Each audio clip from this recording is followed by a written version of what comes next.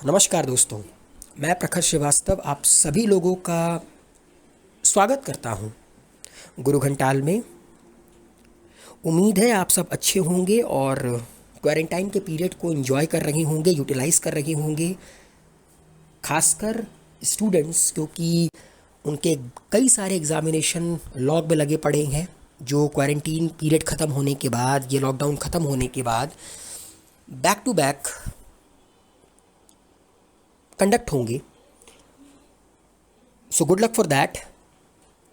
दोस्तों, आज हम इस वीडियो में बात करेंगे प्रथम एंग्लो मराठा वॉर के बारे में, फर्स्ट एंग्लो मराठा वॉर के बारे में।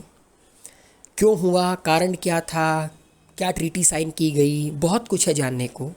ज़्यादा से ज़्यादा इस वीडियो को लाइक कीजिए, शेयर कीजिए, do subscribe Guru Ghantal and don't forget to press the bell icon. और हाँ, अगर ये वीडियो आप लोग को पसंद ना आया हो तो डिसलाइक का बटन ज़रूर दबाइएगा, इतना तो कर ही सकते हैं। इसकी शुरुआत होती है दोस्तों, प्रथम एंग्लो मराठा वॉर 1775 से लेकर 1782 के बीच लड़ा गया एक युद्ध। इसकी पृष्ठभूमि के बारे में अगर बात करूं, इसके बैकग्राउंड के बारे में बात करूं, तो हमको थोड़ा पीछे चलना होगा। दोस्तों, 1761 में थर्ड बैटल ऑफ पानीपत लड़ा गया बालाजी बाजीराव और अफगानों के बीच में। बालाजी बाजीराव इस युद्ध को हारे और पहले के दौर में जो राजा महाराजा होते थे ना, उन्हें गहरा से गहरा घाव लग जाए वो बर्दाश्त कर लेते थे, मगर उनसे हार बर्दाश्त नहीं होती थी। और यही हुआ। और ख़ासकर मराठा एम्पायर, शिवाजी महाराज, संभाजी महाराज, छत्रपति शाहू जी महाराज, तो जो बालाजी बाजीराव थे वो इस युद्ध की हार को बर्दाश्त नहीं कर पाए और उनकी मृत्यु हो गई उस शॉक के कारण। अब बालाजी बाजीराव की मृत्यु के बाद उनके बेटे माधवराव वो राजगद्दी पर बैठे। उन्होंने अपनी पूरी जी और जान लड़ा दी कि जितना पार्ट, जितना हिस्सा मराठा हार गए किसी न किसी कारण की वजह से, वो उसको दोबारा जीतना चाहते थे। उन्होंने जी तोड़ कोशिश की और कहीं ना कहीं वो थोड़े बहुत सक्सेसफुल हुए, लेकिन उनकी उम्र ने उनका साथ नहीं दिया। बैटल ऑफ पानीपत उन्होंने लड़ा और मराठाओं की खोई हुई प्रतिष्ठा को वापस लाने के लिए उन्होंने जी तोड़ मेहनत की और करीब करीब उसको पा भी लिया, मगर कहीं ना कहीं उनकी उम्र ने उनका साथ नहीं दिया। और अंग्रेज इस बात का घात लगाकर बैठे हुए थे कि अभी मराठा हारे हैं। माधवराव पूरी कोशिश कर रहे हैं कि मराठाओं की खोई हुई साख और खोया हुआ जो कॉन्फिडेंस है उसे वापस पा लिया जाए, जो कि धीरे धीरे मराठा रीगेन कर रहे थे। एंड अंग्रेजों ने इस चीज़ को बड़ी बारीकी से देखा, बड़ी बारीकी से गौर किया मराठाओं के बढ़ते हुए पावर को। जब माधवराव की मृत्यु हुई, यहाँ से जाकर मराठाओं में संघर्ष स्टार्ट हो गया और यहीं से मराठा का पतन शुरू हुआ। क्योंकि जब घर के अंदर ही लड़ाई होना, तो बाहर वाले को ज़रूरत नहीं है कुछ भी करने की, आप खुद लड़ मरोगे। माधवराव की जब मृत्यु हुई तो उनके भाई नारायण राव पेशवा बने, मगर उनके जो अंकल थे, उनके जो चाचा थे रघुनाथ राव, वो पेशवा बनना चाहते थे। पेशवा बनने की जो ललक थी वो रघुनाथ राव में बहुत ज़्यादा थी, मगर बने कौन? नारायण राव। रघुनाथ राव इस चीज़ को बर्दाश्त नहीं कर पाए। उन्होंने अंग्रेज़ों की हेल्प मांगी और मोस्ट इम्पॉर्टेंट पॉइंट है, गौर कीजिएगा, 1775 में एक ट्रीटी ऑफ सूरत को साइन किया गया रघुनाथ राव और अंग्रेज़ों के बीच में। शर्तें क्या थीं?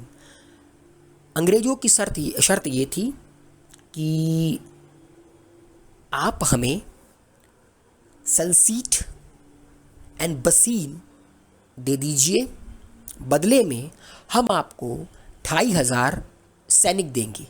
ये जो सलसीट एंड बसीन है, ये मॉडर्न डे मुंबई है। ट्रीटी ऑफ सूरत में ये शर्तें रखी गईं, दोनों पक्षों ने इन शर्तों को मान लिया। अब रघुनाथ राव के पास 2500 सैनिकों का एक काफिला था, एक आर्मी थी। उन्होंने इस आर्मी का इस्तेमाल किया अपने भतीजे के खिलाफ, नारायण राव के खिलाफ, और उन्होंने नारायण राव से युद्ध किया, वो जीते और वो पेशवा बने।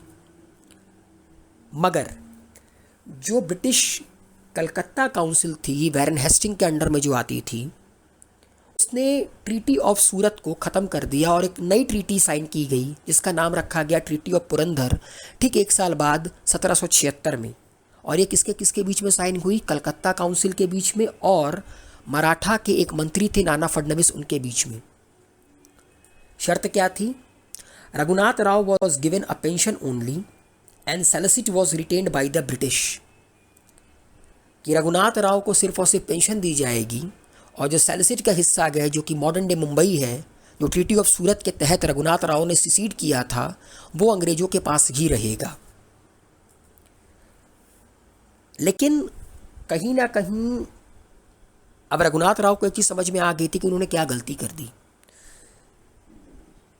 ये जो ट्रीटी ऑफ पुरंदर है उसका उल्लंघन बॉम्बे की जो ब्रिटिश इस्टेब्लिशमेंट थी उन्होंने किया और उन्होंने रघुनाथ राव को शरण दी, शेल्टर दिया। 1777 में नाना फडणवीस जिन्होंने ट्रीटी ऑफ पुरंदर साइन किया था, उनको एक चीज़ समझ में आ गई थी कि ये ट्रीटी बड़ा ही डिस्क्रिमिनेटरी है जिस पे वो साइन कर आ गए हैं और अंग्रेजों से जीतना इतना आसान नहीं था, क्योंकि मराठाओं की जो पावर है वो आंतरिक मतभेदों के कारण ख़त्म हो चुकी थी। तो कोई ना कोई अल्टरनेट पावर ढूंढना पड़ा अंग्रेजों का और वो निकल कर आए फ्रेंच।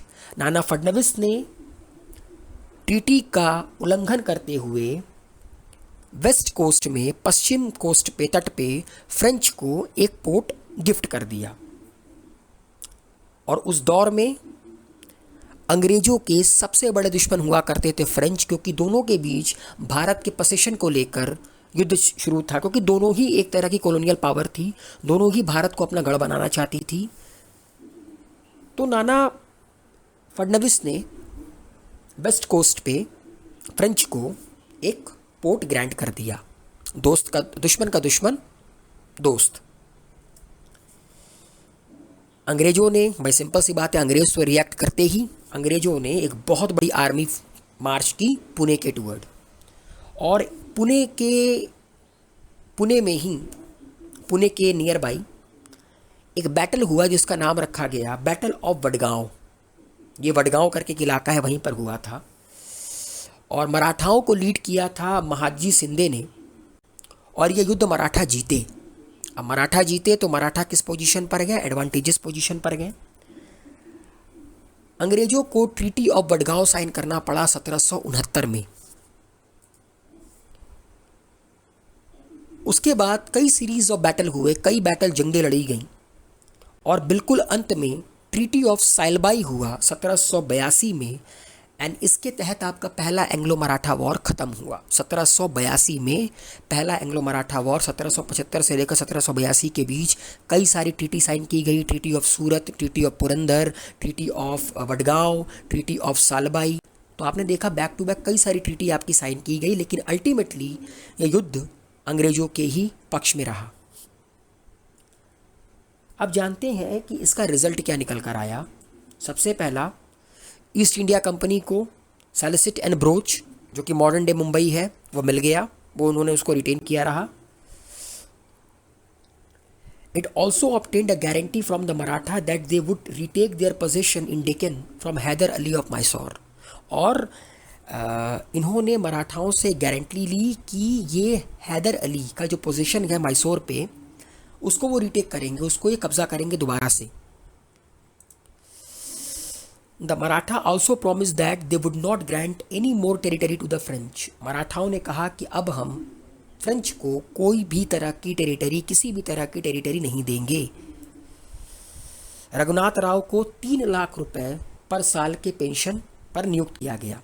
मतलब ये कहा गया कि रघुनाथ राव को 3 लाख रुपए पेंशन दिया जाएगा पर साल का। All territories taken by the British after the treaty of Purandar were ceded back to the Maratha. मराठाओं की जितनी भी ज़मीन, जितने भी आपके टेरिटरी पर कब्जा किया था अंग्रेज़ों ने ट्रीटी ऑफ पुरंदर के बाद, वो सब अंग्रेज़ों ने वापस कर दिया। एंड आखिरी, the English accepted Madhav Rao second as the Peshwa, और अंग्रेज़ों ने नारायण राव के बेटे माधव राव द्वितीय को पेशवा नियुक्त किया और मान लिया। ये मैंने आपके याद करने के लिए बता दिया है कि ट्रीटी ऑफ सूरत साइन हुई थी 1775 में, ट्रीटी ऑफ पुरंदर 1776 में, ट्रीटी ऑफ बडगांव 1769 में, एंड एक ट्रीटी आप याद रखिएगा, ट्रीटी ऑफ सालबाई, बहुत इंपॉर्टेंट है, 1782 में, जो कि इस फर्स्ट एंग्लो मराठा वॉर का एंड था। तो आज के लिए बस इतना ही। उम्मीद है आप लोगों के समझ में आया होगा कि फर्स्ट एंग्लो मराठा वॉर क्या थी। Do subscribe Guru घंटाल। अगर ये वीडियो पसंद आया तो लाइक